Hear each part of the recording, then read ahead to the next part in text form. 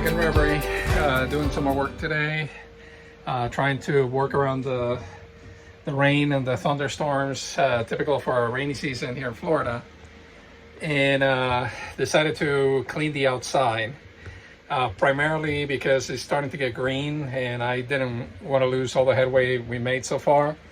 So I just scrubbed the living daylights out of the deck, and the little eyebrow and the handrails, and everything is looking pretty good right now, but I have to come inside because it started raining. So one thing I've been trying to figure out is we have a leak, and I know it's coming up from somewhere in the deck, so I used a little camera today and I was able to figure out where the leak is coming from.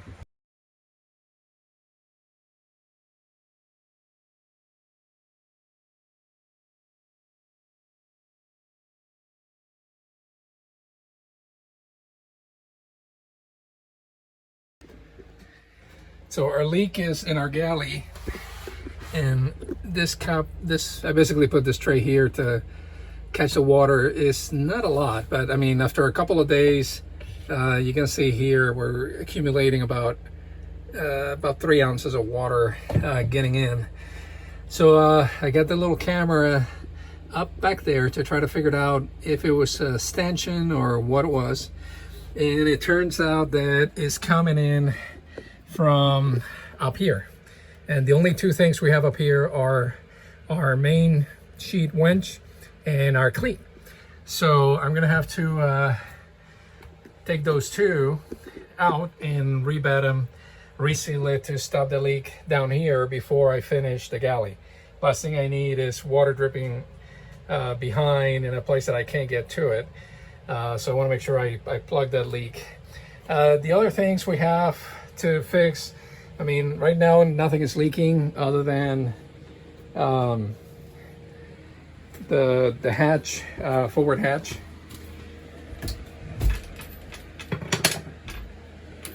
And it doesn't do it all the time, it's just once in a while you get a little drop.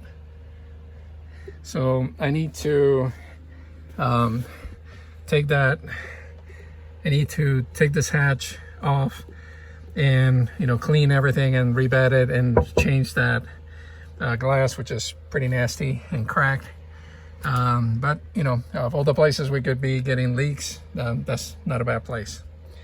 Other than that, I think once we finish switching our deadlights and put our new ones in, everything should be in pretty good shape. So we're making a lot of progress. I'm starting to clean things up and get things organized.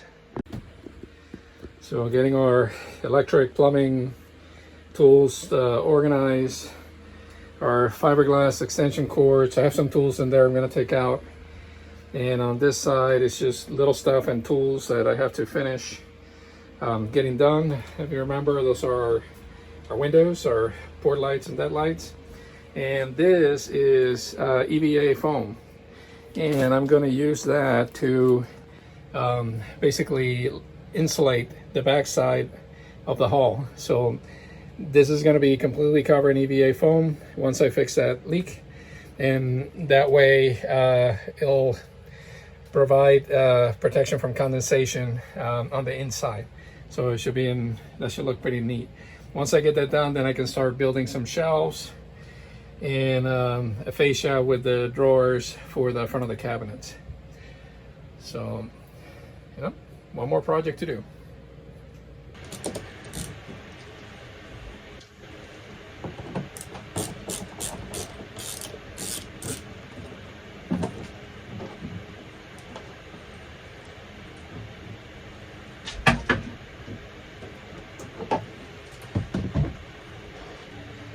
I mean, this is dry.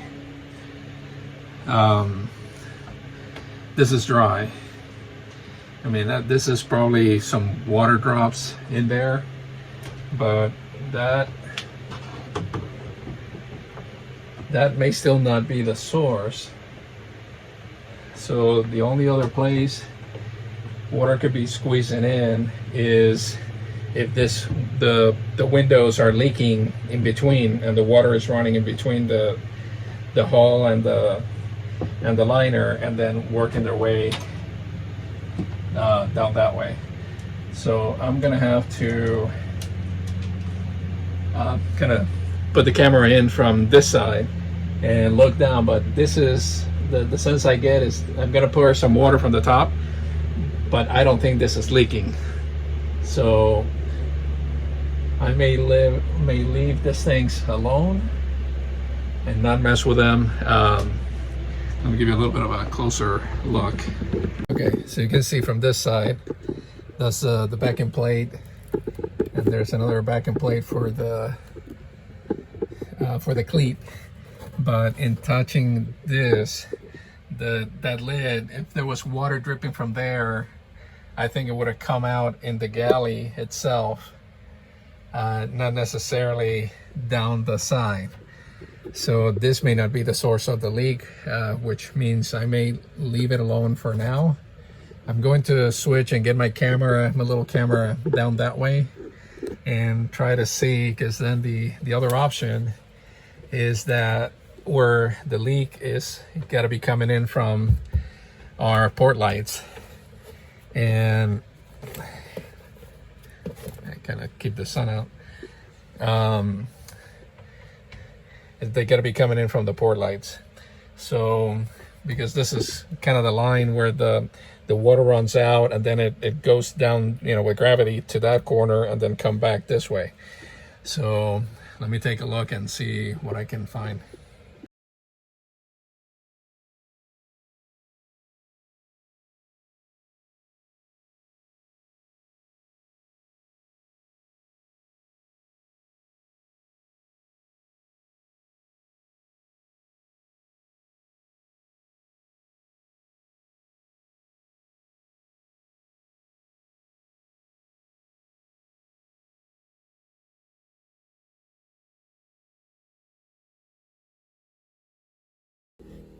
So this is completely dry, so I'm just going to put the cover back on and leave it alone. I'll service the winch later, but in the context of testing that, sorry for the noise running the generator out here, I put a lot of water down this side of the top, and it started going in here, and this eyebrow, you know, this brow here is pretty old and it's pretty worn out, and in here there's a little crack. I don't know if you can see it with the shade.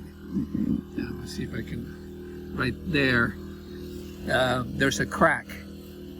So my guess is this screw was over tightened, it cracked the outer cabin top, and that's where water is going in. I figure that before I keep just plastering stuff in, I'm gonna do one more test. I just put a sheet of plastic through a big section here over the eyebrow. I'm gonna pour a bunch of water, and if no water comes in, then I know it's definitely the eyebrow. If water still comes in, then I know this is not it, it's somewhere else.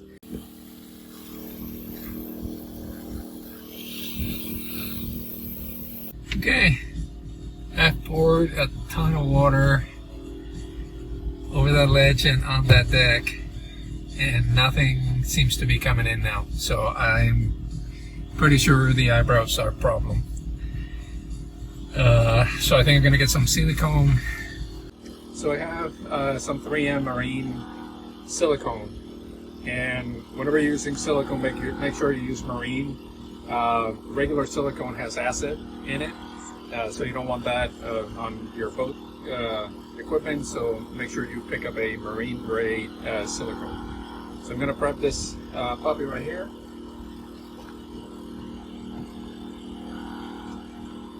With our trusty caulking gun, and I'm going to run a nice bead of silicone all the way through that top edge of the eyebrow, and since I'm going to do it on one side, I'm going to do it on both sides preventively, and that should keep things, at least it will keep water from coming in to the cabin through that joint. And like I said, once I have some time, we're gonna have to peel all that off and all of the rest of the teak that's on the borders on the boat, because that's all deteriorated to the point that it's useless and I have to replace it. But again, it's time and priorities. So waterproofing first, and then we'll deal with the rest. Okay. So we put a bead of silicone all the way through the top edge of the eyebrow, and where the wood of the eyebrow was really bad, which is a lot of it, I pushed in some into the wood grain just to seal it and give it a little bit more life for the time being. Silicone, you know, when it's ready to be removed, we'll peel it off and use a putty knife and some mech or acetone to clean it up. But for now, it'll give me the waterproofing we need to keep water from coming into the cabin and be able to finish our project.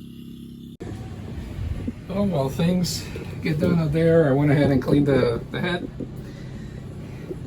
Everything is looking nice and neat. I got the shower order and the little rollers for the track, so that's coming in tomorrow. I used some barge keeper to get a lot of the calcium buildup that was on the bottom of the sink, and I use one-step Meguiar's to kind of clean out the fiberglass. I mean, if I use something a little more aggressive, I can probably get it back to that gleam new look, but for now looks great and is functional, and we're gonna kind of keep going. Our shower is set up, so I'm gonna put a soap dispenser here in the mirror and a little couple of hangies for the scrubbies. But right now everything looks good in the head. This head has a sump pump, so there's a breaker that turns that pump on and that drains the pan all the way outside. So head is ready to go. One project completed. So in addition to finishing the bathroom today, I was able to finish hooking up the inverter. Yes, and it works. So I have enough battery capacity that I can even run the air conditioner with a soft start. So I'm going to show you a little bit of what we accomplished on the electric side at the same time that you know, we're starting to wrap up projects inside. So the last thing we had left to do to make the inverter work was connect the case grounding wire. So that's that black wire you see there. We kind of ran it along with the other wires all the way to the other side, where we connected it to a ground that we have for all the metal cases for the solar and the electric system. So in order to operate the inverter, there's a remote control for it. So the inverter is currently a standby. When I flip the switch on, it's going to power up the inverter, and it'll give me a light if there's an alert, or it'll turn on. Then we have our AB switch that switches between shore power, and the generator is actually the inverter. And then we can come here and turn on our panel. So right now I'm operating from shore power, so I'm going to turn shore power off. I'm going to switch our AB switch to the off position. Turn the inverter on. We have a green light, we're good to go. Switch our AB switch to generator. Actually, before I show you that, if it's in the off position, there's no electricity coming to the panel. So that's a nice safety feature. So put it on the inverter, power on. I'm going to turn the air conditioner on. Our light is green, and our air conditioner has a soft start. So I'm going to come here to the unit. Stop tripping all over the place. And you can see power's on. It's starting slowly.